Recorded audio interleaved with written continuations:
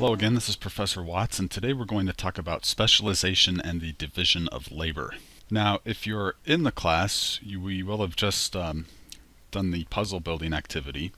And if you're taking the class online, you will have just watched a video version of that where we observed that naturally, working in teams, we were able to increase productivity in terms of putting puzzles together, and we can kind of think of economic process as putting a puzzle of land, labor, and capital together to build goods and services. More on that forthcoming.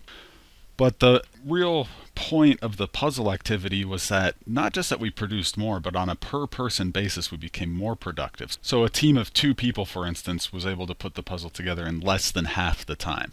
So with the same amount of time, and each individual can produce more of the good.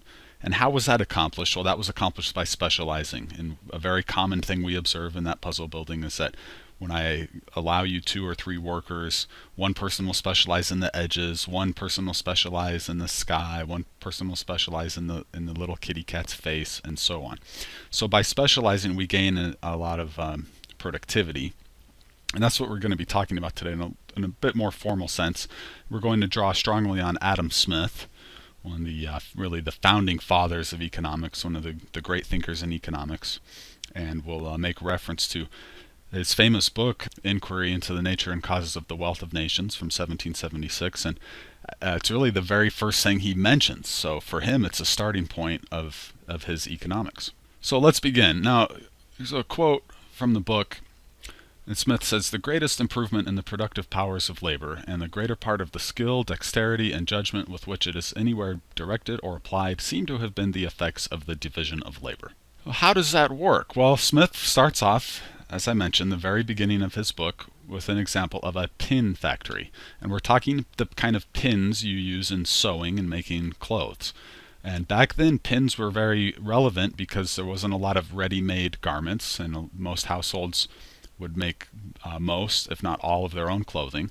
So these kind of pins used for sewing were in high demand, and every household would have to be stocked with them. Probably a more important article at that time, a more common article in an average home than it is even today. And let me just jump in here to chapter 1 of Smith, which is titled Of the Division of Labor, and I'm going to read about a page worth of this for you. He says, "To take an example, therefore, from a very trifling manufacture, but one in which the division of labor has been very often taken notice of, the trade of the pin maker.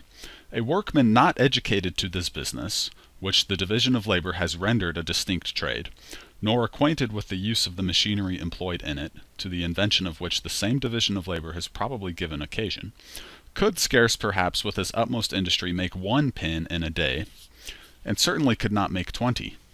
But in the way in which this business is now carried on, not only the whole work is a peculiar trade, but it is divided into a number of branches, of which the greater part are likewise peculiar trades. One man draws out the wire, another straights it, a third cuts it, a fourth points it, a fifth grinds it at the top for receiving the head.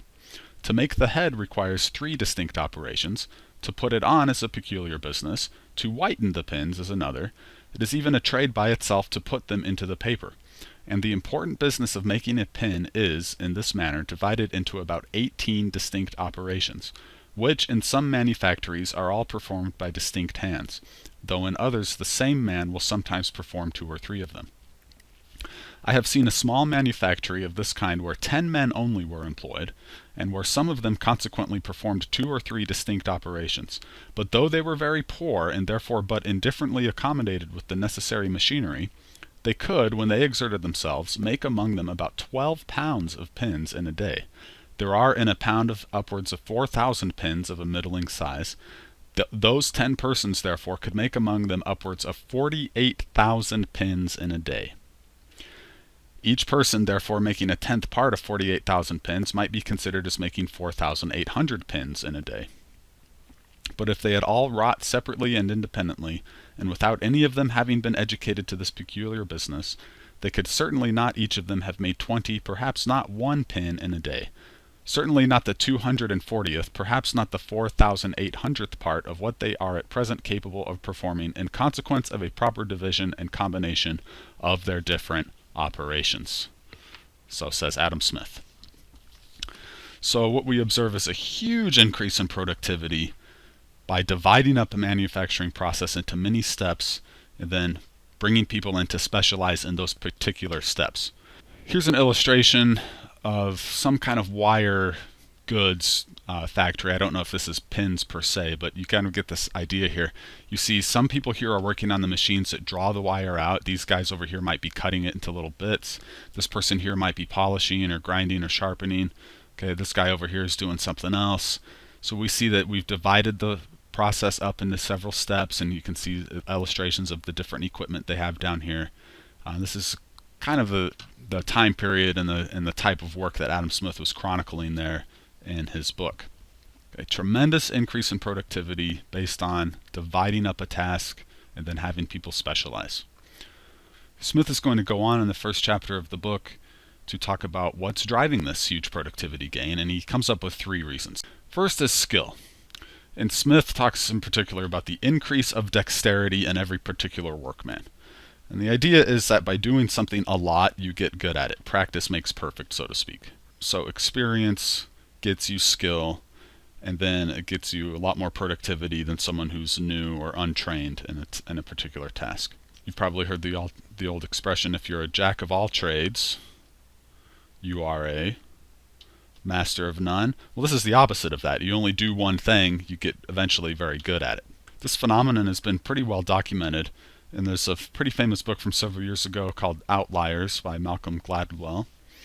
And he chronicled people who were very good in their particular fields, whether sports or the arts or business.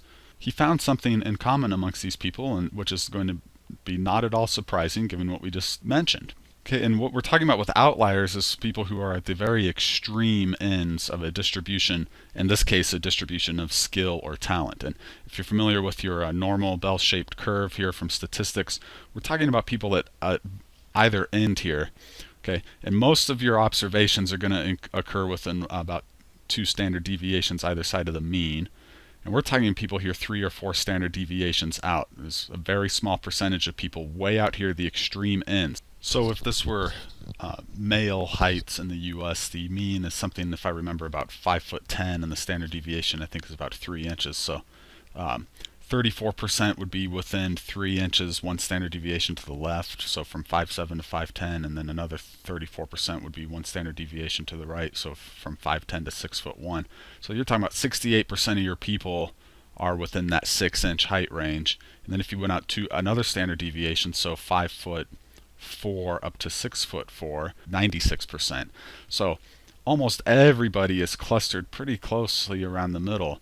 And when you're talking about extreme cases, like a Shaquille O'Neal over here at 7'1", or a Peter Dinklage over here at just 4'5", those are very rare. So of course height is mostly genetic, and that's not something you can acquire. But Gladwell's talking about acquired talents, which you can obtain through practice. He'll be talking about people up here at the very highly talented. What do they have in common? Well, here's the takeaway from the book. 10,000 hours of deliberate practice are required for mastery of a skill. And that's what Gladwell found, again, when he looked at extremely talented people in business, sports, the arts, music, etc. What that would work out to would be 20 hours a week for 10 years if you just average it over 10 years. But what he found is actually that most of the people he looked at had concentrated their 10,000 hours during their very young years, and hence were able to perform at a high level for their entire adult careers. So I'll give you a couple examples from Gladwell's book. Name that famous rock group, picture here circa early 1960s. That's right, that's the Beatles, the very young Beatles. Well, they were performing in clubs in Germany in the early 60s. Basically all night, every night for a couple years, and they got their 10,000 hours in as a group together that way very early on, and hence once they hit the scene in the United States, they were already peak performers. They were very in tune with each other, very skilled, very harmonious, and that's what allowed them to really excel as a music group. Another example here, name that very young computer programmer. Microsoft on the screen there gives it away. That's Bill Gates, and he got his 10,000 hours of computer programming in by the time he was done with high school. He started at a very young age as a child, and he would spend his after-school hours and weekends writing computer code.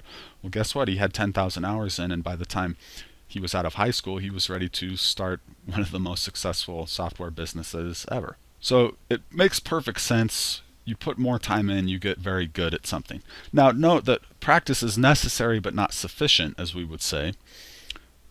Just putting 10,000 hours in is not going to make you a huge success.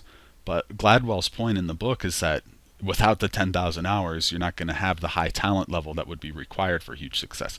The luck plays a role, maybe knowing people plays a role. So the Beatles got a big break.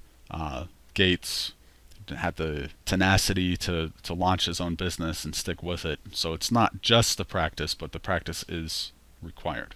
Okay, so that idea of getting good at something through experience and practice is hugely important when it comes to talking about why we see huge productivity gains from division of labor and specialization. Now, moving on, the next thing Adam Smith talks about is time savings. This one I think is interesting, but it's not as important as the other two, so I'm going to spend just a little bit of time on it. And I'll give an example of a farmer. And if you know anything about agriculture, maybe 100 years ago or more in the U.S., there were more subsistence types farms where they grew a mixed variety of crops and kind of were more self-sufficient than today. And so a farmer might have some crops, some vegetables, some dairy animals, some meat animals, and therefore the farmer had a lot of different tasks to perform on his own farm. Whereas today, farmers typically specialize. If you're a dairy farmer, you're just a dairy farmer. If you're a cattle rancher, you're probably just a cattle rancher. You don't grow vegetables as well. If you're a vegetable farmer, you probably don't have hogs and chickens in the back either.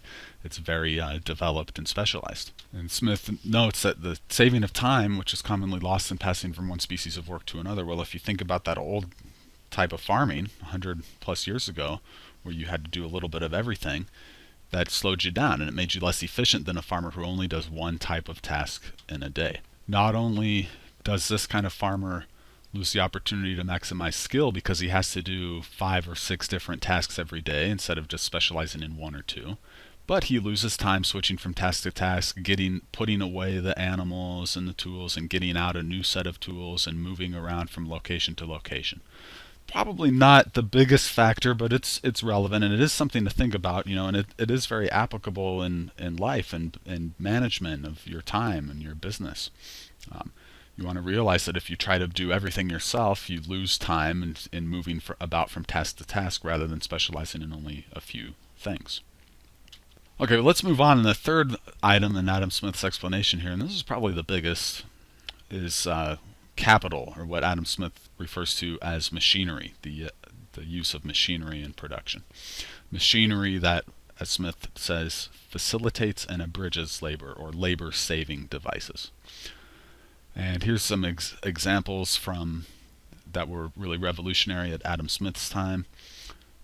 Things like mechanical weaving looms that brought huge increases in productivity in the production of cloth. The steam engine, which powered a lot of that machinery and a lot of other kinds of production, transportation.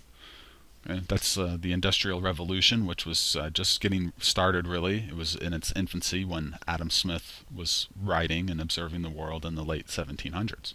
Go back to agriculture. I like looking at agricultural examples because the change has been so dramatic in the past 100 years. Even in the United States, it's been pretty dramatic in the past 70 or 80 years. So here we have a scene probably from the late 1800s of men harvesting probably wheat with what's called cradles. It's got a steel blade at the bottom, and then the forks, the tines of the tool here, catch the sheaves of grain that's cut, and then another group of people, or the same guys, might come back later and bind the grain into shocks, which then have to be loaded onto a wagon and taken back to a barn to be threshed. So you see a lot of men here taken to clear the field. There's a lot of tasks involved. And this is nothing like how grain is harvested today. Today, all those steps are done in what's called a combine harvester. It combines the process of cutting and actually threshing the grain. It separates the little kernels of grain, the seeds, from the rest of the plant, and then it kicks the trash, the straw and whatnot, out the back. Okay, so here we have one man doing the work today of several men 100 years ago. And not only that, but he can do a lot more land in one shot than these guys could do. So I would guess that this guy here can do in a day what these 6 men here might have done in a week or more. Okay, so there's machinery, and that's the big factor that's making us more productive. Let me give another example. Here is a picture. The caption says, "The earth was removed in baskets in early California railroad construction scene." This is probably from the 1860s, I would guess. And you see these workers digging by hand and carrying dirt away in baskets on their backs. Of course, that's not how we do it today either in the developed world. We use this big earth-moving machinery. Caterpillar D11 bulldozer, one of the biggest, and you can see it's doing the work of probably hundreds of men using these primitive methods here. Okay, so that's machinery making us more productive, and of course giving us grounds for specialization. This is a pretty complex piece of equipment. It does take skill to operate these. I've worked in construction, and I've known people who are operators, and they are very skilled. They make good money because of it. So this fellow here who's driving this machine, this is probably the only thing he does. He's very experienced, he's very skilled, and very productive because he's mixing his labor with machinery. So we have specialization in the division of labor giving us huge gains in productivity. And Adam Smith noticed this several hundred years ago, and he pinned it down to 3 explanations. The fact that you gain skill and experience by focusing on one task, the fact that you save time in switching from one task to another, and then the fact that the use of machines allows you to both focus only on one task and to become much more productive in that task. And Adam Smith, elsewhere in the book Wealth of Nations, stated, "It is the great multiplication of the productions of all the different arts and consequence of the division of labor, which occasions in a well-governed society that universal opulence which extends itself to the lowest ranks of the people." So basically here he's saying that countries get rich if they have good institutions, that's the well-governed part, because they're able to achieve the division of labor and specialization. So in the next lesson, we're going to delve deeper into this idea of the division of labor, and we'll actually be able to prove mathematically how we can all be better off through the division of labor when it is combined with one of the most powerful concepts we have in economics, trade.